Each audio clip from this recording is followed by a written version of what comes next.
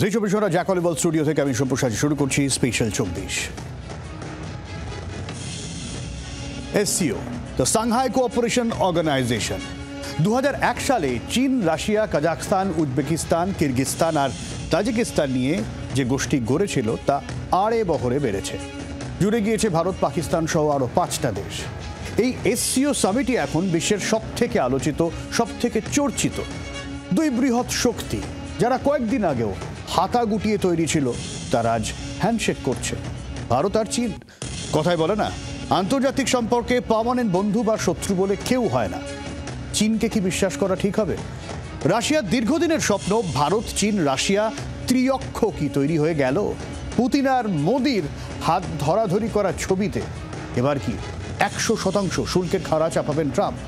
তবে একটা কথা স্পষ্ট, মেক আমেরিকা গ্রেট এগেন বা মাগার স্বপ্ন বুমেরাং হয়েছে। এখন মাগা মানে মেক এশিয়া গ্রেট এগেন, যেখানে পশ্চিমের দাদাগিরির শেষের সুর।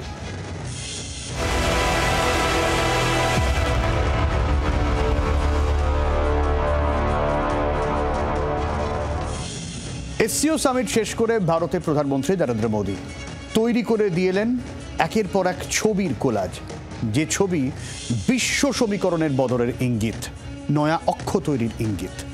পশ্চিমী দুনিয়ার ফাঁপা দাদাগিরি পাশ কাটিয়ে গ্লোবাল সাউথের কলার তোলার ইঙ্গিত, ইঙ্গিত পড়শি পাকিস্তানের আরও মুখ পোড়ানোর ইঙ্গিত, ট্রাম্পের হম্বি তম্বির সমাপ্তি।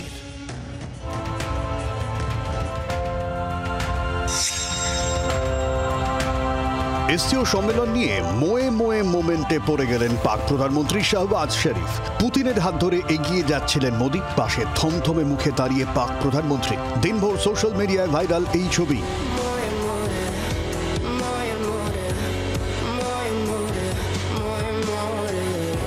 চীনের খেয়ে পড়ে থেকে আচমকা ট্রাম্পের খপ্পরে পড়েছেন শাহবাজ মুনিরের পাক কোম্পানি। না ঘাটকা না ঘাটকা পরিস্থিতিতে থেকেই এসসিও সামিট সামলাতে হলো পাকিস্তানকে। আর দ্বিতীয় ভাইরাল মোদি, পুতিন আর জিনপিং এর আড্ডা। বিশ্লেষকদের একাংশের মতে এটাই এই মুহূর্তে বিশ্বের সবথেকে শক্তিশালী ছবি, বিশ্বের 3 শক্তিধর এক ফ্রেমে, যার জন্য অনেকেই কৃতিত্ব দিচ্ছেন ডোনাল্ড ট্রাম্পকে। ট্রাম্প চীনকে একঘরে করতে চেয়েছিলেন ভারত ও রাশিয়াকে মার্কিন ক্যাম্পে এনে। ট্রাম্প রাশিয়া ইউক্রেন যুদ্ধ থামাতে চেয়েছিলেন ভারতকে চাপ দিয়ে, কোনোটাই পারেননি। উল্টে কাছাকাছি এনে ফেলেছেন রাশিয়া, ভারত ও চীনকে। এই ছবি বলে দিচ্ছে চূড়ান্ত ব্যর্থ মার্কিন প্রেসিডেন্টের বিদেশ নীতি। ছবির অভিঘাত এতটাই যে ভারতে মার্কিন দূতাবাস এক্স হ্যান্ডেলে মার্কিন সেক্রেটারি অফ স্টেটকে উল্লেখ করে ঘ্যান ঘ্যানানি পোস্ট করেছে। তাতে দাবি ভারত ও আমেরিকার বন্ধুত্ব এক নতুন উচ্চতায় উঠেছে। বন্ধুত্বই দুই দেশের সম্পর্কের ভিত্তি। দুই দেশের আর্থিক সম্পর্কের বিপুল সম্ভাবনা রয়েছে। সেই সম্ভাবনা ট্রাম্প যে গোল্লায় পাঠিয়েছেন তা কি বুঝেও বুঝতে চাইছে না মার্কিন প্রশাসন?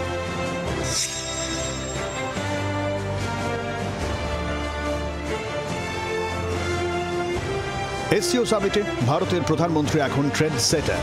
চীনের সার্চ ইঞ্জিন বাইডুতে 1 নম্বর সার্চ ট্রেন্ড। মোদি আর পুতিনের ব্রোমান্স।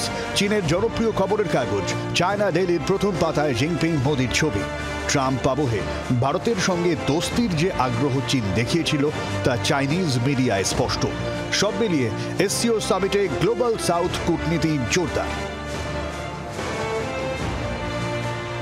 ব্যুরো রিপোর্ট, জি 24 ঘন্টা। পুরনো কূটনীতির পথেই হাঁটছেন নরেন্দ্র মোদী, এটাই ভবিষ্যৎ বলছেন রাজনৈতিক বিশ্লেষক সুমন ভট্টাচার্য।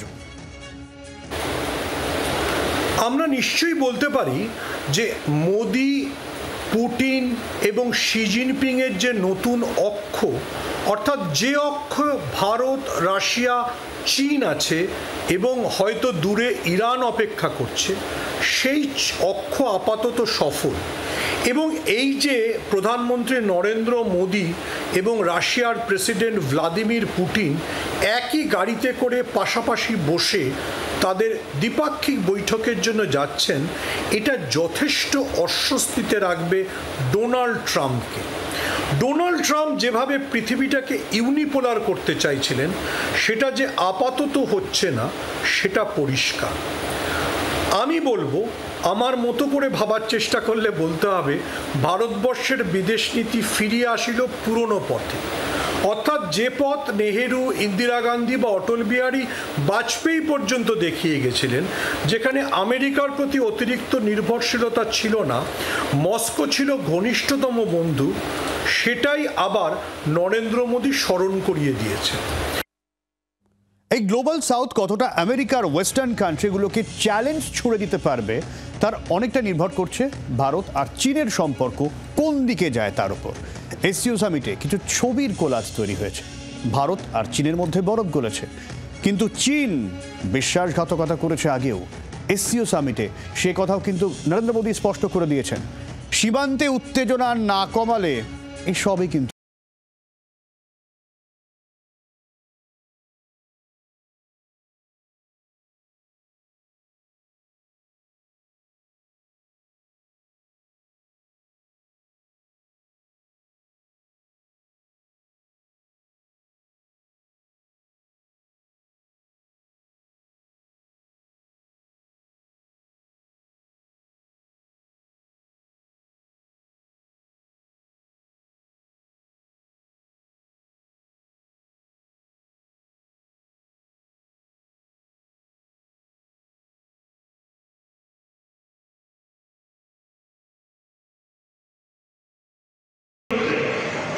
और एक स्वर में कहना होगा कि आतंकवाद पर कोई भी डबल स्टैंडर्ड स्वीकार्य नहीं होंगे। हमें मिलकर आतंकवाद का हर रंग में, हर रूप में विरोध करना होगा। এসসিও সামিটে পেহেলগাঁও হামলার নিন্দা করা হয়েছে, সন্ত্রাসবাদের বিরুদ্ধে লড়াইয়ের ডাক দেওয়া হয়েছে। এই জায়গা থেকেই চীনের সঙ্গে সীমান্ত সমস্যাও মাথায় আছে ভারতের, যা দুই দেশের সম্পর্কে সবথেকে বড় কাঁটা।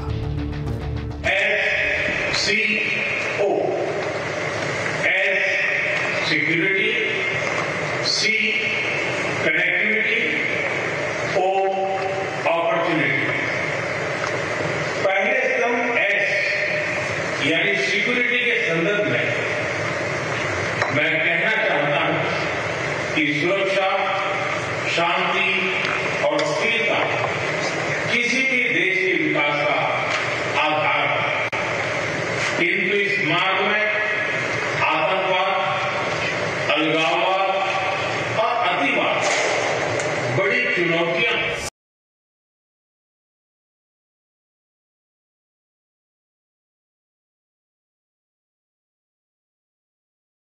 सबसे पहली रिक्वायरमेंट है सिक्योरिटी। सिक्योरिटी डेवलप करता है आपकी कनेक्टिविटी को, आपको अपॉर्चुनिटी देता है और आप कनेक्टिविटी, SCO उन्होंने एक्रोनिम बड़ा अच्छी तरह बनाया है। ये जो चीज़ है ये बहुत ज़रूरी है। उन्होंने प्राइम मिनिस्टर मोदी ने कहा कि जब तक आप इस बात को मानेंगे नहीं, और आपको पता है स्टेटमेंट है, पुरानी कहावत भी है कि strong fences make good neighbours. तो जब तक हमारी फेंसेस स्ट्रॉन्ग नहीं होंगी, लाइंस डिमार्केट नहीं होंगी, लोगों को पता नहीं होगा, तब तक गुड नेबर हम बन नहीं सकते। हालांकि हमें कोऑपरेशन में कोई चिंता नहीं है। अब joint industrial development, joint tourism, joint space, joint cyber, joint fighting against crime, against terrorism, सारा कुछ हमें करना है, बट हमारे बॉर्डर सिचुएशन क्लियर होनी चाहिए। हम दोनों तब टैंगो हो सकता है ड्रैगन और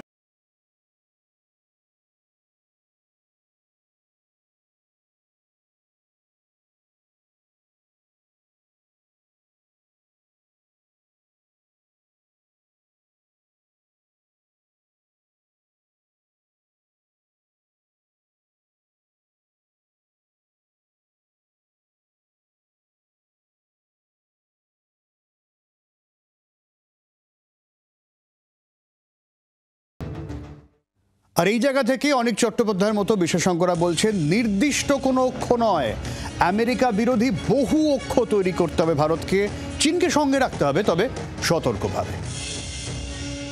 চীনের সাথে খুব সতর্ক কূটনীতির প্রয়োজন, কশাস ডিপ্লোমেসি। কেননা অতীতে আমরা দেখেছি যে চীন কথা দিয়ে কথা রাখে না, চীন প্রতিশ্রুতি দেয় কিন্তু কাজ করে অন্যরকম। সেটা আমরা 62 যুদ্ধের আগে ভারত সেটা টের পেয়েছে। চীন অনেক প্রতিশ্রুতি দিয়েছিল, কিন্তু চীন সেগুলো রক্ষা করেনি। ফলে চীনের সাথে দৃঢ় বন্ধুত্ব বা কোনো অক্ষ সেটা গড়ে তোলার চাইতে দক্ষিণী বিশ্বের দেশগুলোকে নিয়ে যদি একটা সামগ্রিক অক্ষ তৈরি করা যায়, যেমন ব্রিক্সকে নিয়ে যদি এগোনো যায়, বা এসসিওর দেশগুলোকে নিয়ে, অর্থাৎ মাল্টিল্যাটারাল ডিপ্লোমেসিটা অনেক ক্ষেত্রেই উপযুক্ত হতে পারে চীন এবং ভারতের দ্বিপাক্ষিক কূটনীতির চাইতে বা দ্বিপাক্ষিক বন্ধুত্বের চাইতে অনেক বেশি সফল হতে পারে মাল্টিল্যাটারাল ডিপ্লোমেসি। কিন্তু গোটা বিষয়ে কতটা বিব্রত ট্রাম্পের টিম তা কিন্তু প্রকাশ্যে এসেছে। মার্কিন প্রেসিডেন্ট ডোনাল্ড ট্রাম্পের বাণিজ্য উপদেষ্টা পিটার নাভারো আগেও আলটপকা মন্তব্য করেছিলেন, আবারও করলেন। এবার ভারতের জাতপাত নিয়ে উস্কানি দিলেন। পুতিন মোদির ব্রোমান্সে কি ভারসাম্য হারাচ্ছে ট্রাম্প আর তার টিম?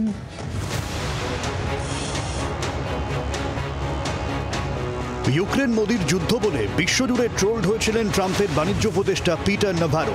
এবার এক ধাপ এগিয়ে জাতপাত নিয়ে দিলেন উস্কানি। রাশিয়ার তেল নিয়ে আমজনতার ক্ষতি করে ব্রাহ্মণরা মুনাফা করছে বলে দাবি Navarro. Modi's a great leader. I don't understand why he's getting to bed with Putin and Xi Jinping when he's the biggest democracy in the world. So I would just simply say to the Indian people, please understand what's going on here. You got Brahmins profiteering at the expense of the Indian people. We need that to stop. ব্রাহ্মণ্যবাদের ভাবনা কোথা থেকে ট্রাম্পের টিমের এলো তা ভেবে অবাক হচ্ছেন আন্তর্জাতিক সম্পর্ক বিশেষজ্ঞরা। এবছরের জুলাইয়ের গোড়া থেকেই ভারতের সঙ্গে বাণিজ্যিক ঘাটতি নিয়ে সুর চড়াতে শুরু করেন নাভারো। পাশাপাশি মোদী সরকারের বিরুদ্ধে মার্কিন স্বার্থের পরিপন্থী ভূ রাজনৈতিক জোট তৈরির অভিযোগ তোলেন তিনি। আমেরিকা অবশ্য রাশিয়ার থেকে ভারতের তেল কেনা বন্ধ করতে মরিয়া হয়ে উঠেছে। সূত্রের খবর, এই ব্যাপারে দিল্লির ওপর চাপ বাড়াতে ইউরোপীয় দেশগুলিকে অতিরিক্ত শুল্ক আরোপের অনুরোধ করেছে ট্রাম্প প্রশাসন। অন্যদিকে মোদী সরকারের ওপরে আরও এক দফা নিষেধাজ্ঞা চাপিয়ে দেওয়ার পরিকল্পনা রয়েছে ওয়াশিংটনের। অথচ রাশিয়ার থেকে তেল কিনে তা শোধন করে ইউক্রেনকেও ডিজেল বিক্রি করেছে ভারত। এই নিয়ে আমেরিকা চুপ। পুতিন আর জিনপিং এর সঙ্গে মোদির ফটো অপে আরও মাথা ব্যথা বেড়েছে মার্কিন প্রেসিডেন্টের। ট্রাম্পের কথা শুনবে ইউরোপ, যদি না শোনে তাহলে সেখানেও মুখ পুড়বে ট্রাম্পের। পাকিস্তানকে কোলে বসিয়ে কদ্দূর কি করতে পারেন মার্কিন প্রেসিডেন্ট, দেখতে আগ্রহী আন্তর্জাতিক মহল। ব্যুরো রিপোর্ট, জি24 ঘন্টা। তবে একটা বিষয় স্পষ্ট, এই এসসিও সামিট মার্কিন দাদাগিরির শেষের শুরু, ডলার দাদাগিরিরও শেষের শুরু, বলছেন কূটনৈতিক বিশ্লেষক শুভাশিস বন্দ্যোপাধ্যায়। দেখুন, আমেরিকার রাষ্ট্র হিসাবে এবং আমেরিকার রাষ্ট্রনীতি গোটা পৃথিবীর কাছে নিজের বিশ্বাসযোগ্যতা বহুদিন আগেই হারিয়েছে।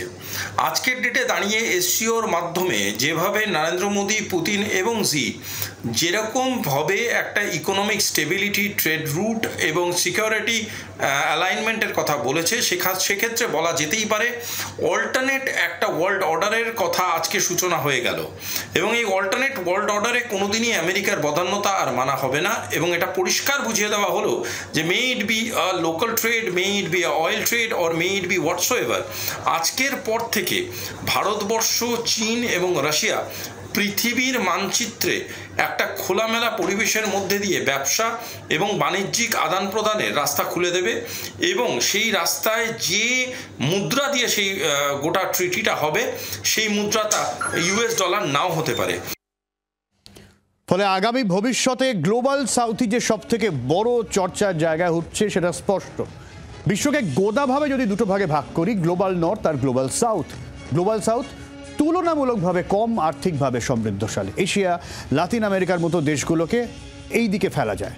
ভারত, ব্রাজিল, দক্ষিণ আফ্রিকা, ইন্দোনেশিয়া, চীন, ইউরোপে থেকেও রাশিয়া কিন্তু গ্লোবাল সাউথের ঘনিষ্ঠ। আর এই গ্লোবাল সাউথই ভবিষ্যতে পশ্চিমা দেশগুলির দাদাগিরি খতম করবে বলে মনে করছেন বিশেষজ্ঞরা। আর অবশ্যই এতে বড়সড় ভূমিকা নেবে ভারত চীন বন্ধুত্ব।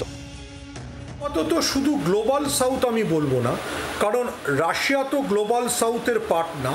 Russia is a very much European actor, ইউরোপীয় শক্তি। রাশিয়াও যে অক্ষে আছে সেটা পৃথিবীর সেই পুরনো অক্ষতে ফিরে যাওয়া, অর্থাৎ যেটা আমেরিকা বিরোধী, যেটা আমেরিকার সাম্রাজ্যবাদ বা আমেরিকার দাদাগিরির বিরোধী। আমি অপেক্ষায় থাকব দক্ষিণ আফ্রিকা বা লাতিন আমেরিকার দেশগুলো কিভাবে এই অক্ষে সামিল হয়, কারণ আমাদের মনে রাখতে হবে সেই নির্জোট আন্দোলনের সময় থেকে এই শক্তিগুলো অর্থাৎ লাতিন আমেরিকার দেশ বা আফ্রিকার দেশগুলি এই ভারত রাশিয়ার সঙ্গে বন্ধুত্বপূর্ণ সম্পর্কে ছিল।